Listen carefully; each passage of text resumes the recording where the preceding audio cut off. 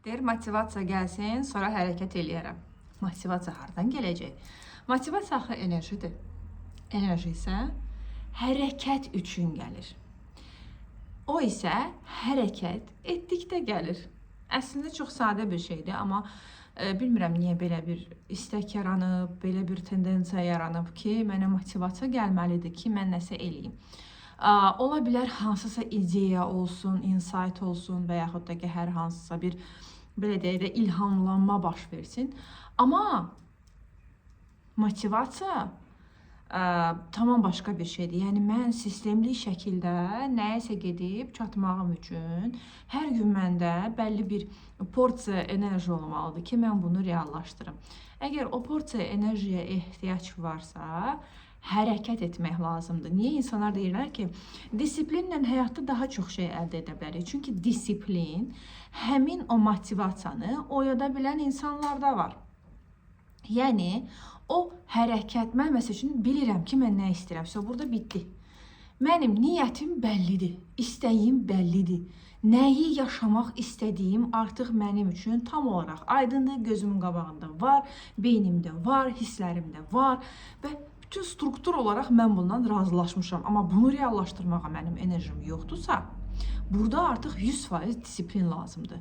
Disiplin də deyəndə nəyi nəzərdə tuturam burada? Onu nəzərdə tuturam ki, minimal olsa da hərəkət etməyə başlamalıyıq ki, enerji gəlməyə başlasın. Enerji çox asanlıqla orada gəlməyə başlayır. Bilirsiniz niyə?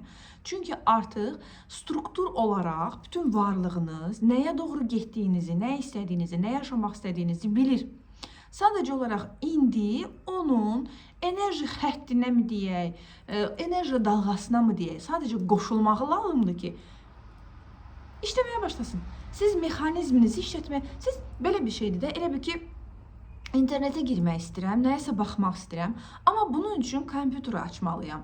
Yəni, kompüteri açmalıyam, aktivləşdirməliyəm ki, mən istədiyimi eləyim.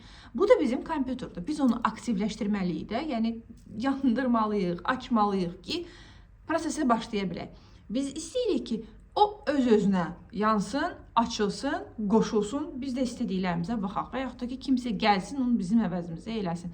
Təbii ki, bunu gözləyirik, ona görə də kimsə gəlir eləyir və buna görə də bəlli bir azadlığımızı çərçivələyə bilər və yaxud da ki, nəyisə qarşılığında nəyisə eləyə bilər. Nə var, mən o sistemimi açıb, o knopkanı basıb, öz belə deyək, kompüterimdən, biokompüterimdən istifadə etməyəcəm.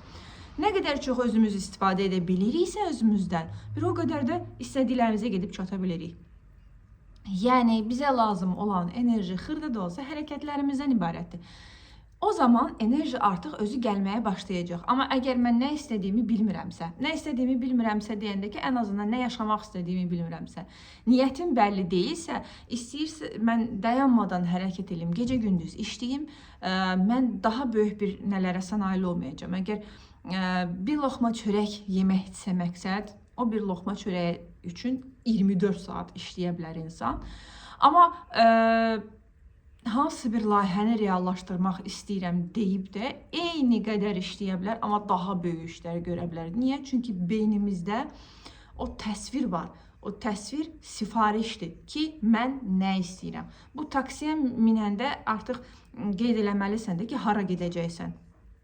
Bu bədənlə də hara gedəcəyinin əvvəlcədən bir bildirməlisən ki, sənin mexanizmin bilsin ki, sən ümumiyyətlə hara getmək istəyirsən, hara gedəcəksən və həyat, struktur, bədənin, enerjin, ruhun, zehnin və s. Bunlar səni hara aparıb çatdırmalıdır, məlumat olmalıdır. Bu məlumat olandan sonra da sən rahat şəkildə skan arxasında oturub, maşını xodlayıb, ona doğru 20 ilə də sürə bilərsən, 60 ilə də sürə bilərsən, 90 ilə də sürə bilərsən, amma o səmtdə gedə bilərsən. Və bunun üçün də enerjinin reallaşması üçün xırda da olsa davamlı hərəkət lazımdır. Uğurlar, sualınız varsa, dəyişmək istəyirsinizsə, enerji və dəyişim proqramına qoşulub, öz enerjinizdə, özünüzlə bir olub həyatınızı aktivləşdirə bilərsiniz.